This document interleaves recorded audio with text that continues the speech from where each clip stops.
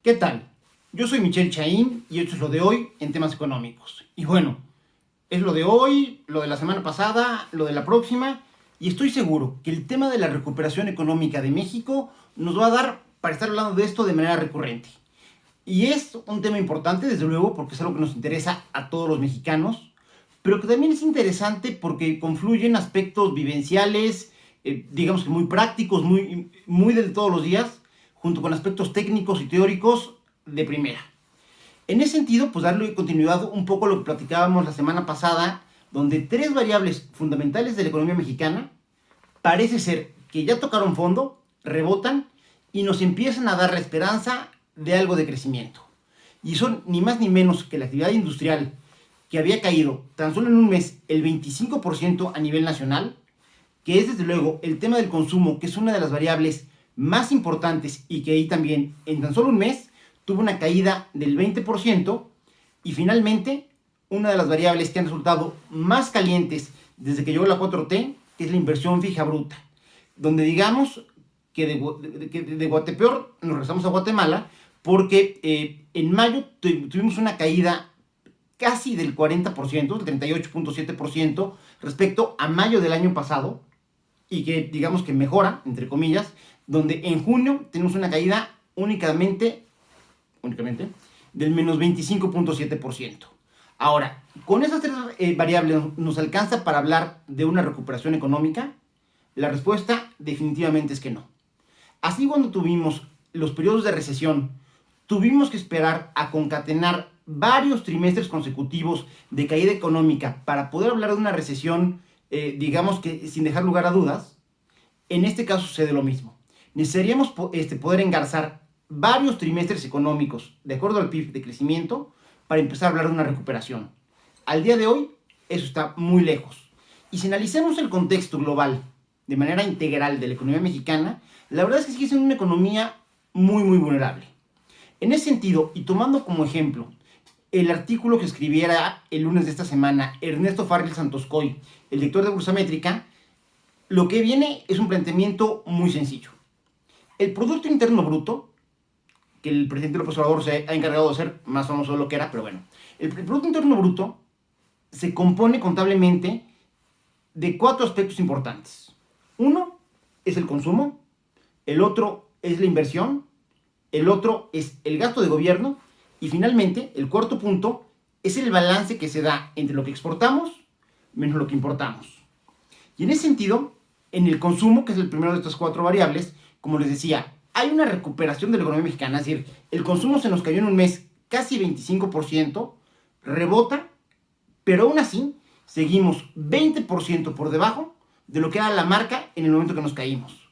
Es decir, si antes la economía mexicana gastaba 5 pesos, ahora únicamente está gastando 4, y eso desde luego es un lastre para la economía nacional. Pero por el otro lado, es un lastre más que entendible si partimos de que más allá del millón de empleos que se perdieron durante los meses de crisis en los que reporta el IMSS, en el indicador más amplio de la desocupación, que es el que nos da el INEGI, donde se toman en cuenta trabajos formales pero también los informales, si quitamos toda la gente que sale de la PEA y toda la gente que salió del empleo formal y que cayó el subempleo, estaríamos hablando de un universo que va por ahí de los 10, 12, 14 millones de mexicanos que perdieron su fuente de ingresos. Con una caída así de grande en el empleo, es prácticamente imposible que pueda mejorar tu consumo. Ya haya la recuperación, algo así como 5 millones de todo este universo ya estén pudiendo encontrar alguna fuente de ingresos, pero desde luego es un aspecto de la sociedad que sigue muy dañado y muy vulnerable. Habiendo dicho la parte del consumo, vamos con la parte de la inversión.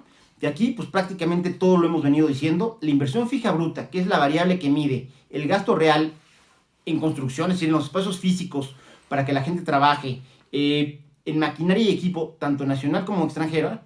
Aquí tenemos datos malos prácticamente desde el inicio de la administración del presidente López Obrador. El año pasado eran de un dígito, nos preocupaban, y algo tuvimos de razón, donde la economía mexicana se estancó, y a pesar del impulso que le daba el sector externo, no pudo crecer nada y nos quedamos en un menos 0.1%. Y eso, insisto, era cuando en 2019 estábamos muy preocupados por caídas del 4 y del 5% en la inversión fija bruta. Para este año, como les decía, en abril tuvimos una caída del menos 37% respecto a abril del año pasado. En mayo tuvimos una caída del menos 38.7% respecto al año pasado. Y en junio tenemos una caída del menos 25% respecto al año pasado. Un país que no invierte no va a generar nuevos empleos, no va a generar más gasto y no va a generar que la demanda agregada impulse el Producto Interno Bruto y no va a crecer. Y en ese sentido preocupan estas caídas, pero preocupan más porque pintan de cuerpo entero la crisis de confianza que se ha generado desde el gobierno federal y por las cuales, ante el poco respeto que le está teniendo el gobierno mexicano al Estado de Derecho, al poder cumplir las reglas y al no cambiarlas de último momento de manera totalmente discrecional y gandalla, los inversionistas, tanto mexicanos como extranjeros, han dejado de ver al país como un socio confiable y a pesar del TEMEC, prácticamente no están llegando inversiones nuevas, productivas, importantes. El siguiente factor es el gasto de gobierno.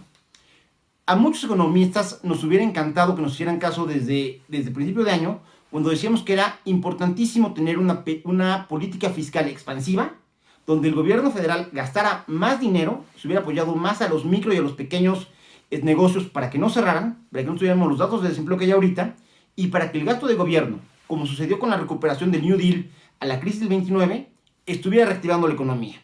Desafortunadamente no pasó, no va a pasar, el gobierno sigue firme en su política de la austeridad entendida como ellos la entienden, que es bastante discutible, y el caso es que el presupuesto de egresos de la Federación para 2021 no solo no va a gastar más, sino que va a gastar 3% menos, lo cual nos dice que si saben confiar, no confiemos con la parte del gasto de gobierno.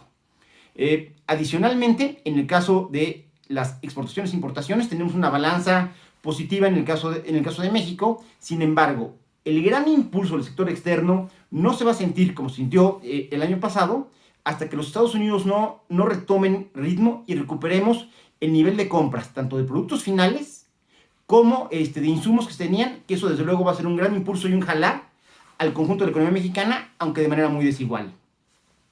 Adicionalmente, ya para cerrar a los factores que tienen que ver estrictamente con el PIB, importante darle seguimiento al sector energético, que es el que pone todas las señales de alerta. Por un lado, sus grandes actores Pemex y CFE están con pérdidas operativas importantes. Pemex preocupa mucho, tanto por la pérdida del grado de inversión, como por el hecho de que además de sus presupuestos millonarios, ha tenido inyecciones muy importantes de capital y nada más no logra hacer crecer la plataforma de producción. Y tenemos ese Babel, que es la refinería de Dos Bocas, donde el gobierno sigue necio en poder hacer en 3 años, de los cuales se comió 1.5, una refinería capaz de procesar 340,000 barriles diarios, donde además el presupuesto está supuestamente acotado a $8,000 millones. Este fin de semana tuvo un choque de realidad. Ya uno de los principales actores en este proyecto que tuvo que retomar Semer con Sedena les dijo que no sigue. La norteamericana KBR terminó la primera parte o el primer proyecto para el que estaba contratado, que era un tema mucho más de estudios. Para el segundo, que tenía que ponerse de acuerdo con la Secretaría de Energía para el tema de los costos. No hubo manera de empatarlos. Salen, sus actividades las retoma Icafluor junto con un consorcio italo-argentino, pero es el primero de muchos proveedores que vamos a ver que repelan. Y para colmo de males, se les inundó el terreno, que era un manglar importantísimo para el equilibrio ecológico de una región preciosa como es Paraíso Tabasco, que de manera totalmente arbitraria lo quitaron, y la naturaleza y el agua siempre toman sus causas. Y hablando de cauces, los cauces por los que camina la política energética van a ser de esos que nos van a dar muchos dolores de cabeza. Lo estaríamos platicando. Yo soy Michel Chaín y esto es lo de hoy en temas económicos.